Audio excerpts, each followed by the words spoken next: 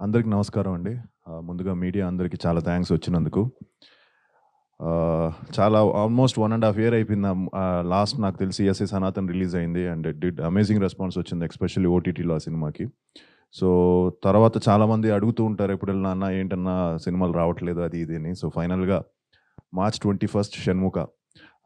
దీని వెనకాతల చాలా పెద్ద కథ ఉంది. But I would like to give the entire credit to the director and producer అండి షణ్ముఖ్ గారికి. ఎందుకంటే ఆయన చాలా ప్యాషన్‌తో ఈ ఫిల్మ్‌ని చాలా కష్టపడి, మీకు తెలుసు ఈ రోజుల్లో చాలా కష్టం ఒక సినిమాని తీయడమే కష్టం అంటే రిలీజ్ చేయడం కూడా అంతకంటే కష్టం అయిపోయింది. అలాంటిది ఆయన ముందే అన్నీ కూడా చాలా పాజిటివ్‌గా వెళ్ళి దీన్ని మంచి రేంజ్‌లో అన్నీ కూడా ఆయన చెప్తుంటే హ్యాపీ ఫీల్ అయ్యాను. So, congratulations to all of us. ఎందుకంటే డిజిటల్ గానీ, ఇలానే హిందీ గానీ అన్నీ కూడా మంచి రేట్స్‌కి సేల్ అయిందని చెప్తున్నారు ఆయన. సో, చాలా హ్యాపీగా అనిపించింది. సో, షణ్ముఖ్ గారికి congratulations. And at the same time Ravi Basrur గారితో ఈ సినిమా చేయడం చాలా హ్యాపీగా ఉంది. ఎందుకంటే తప్పకుండా ఆయన బ్యాక్‌గ్రౌండ్ స్కోర్ సినిమాని ఇంకో లెవెల్‌కి ఎలివేట్ చేస్తుందని నమ్మకం నాకుంది. అండ్ రేపు ఎల్లుండిలో ఫైనల్ కాపీ కూడా రెడీ అయిపోతుంది. సో, అందరం చూస్తాం. So, we are all excited. And obviously అవికాతో అనుకున్నాం ప్రీవియస్‌గా చేయాలని.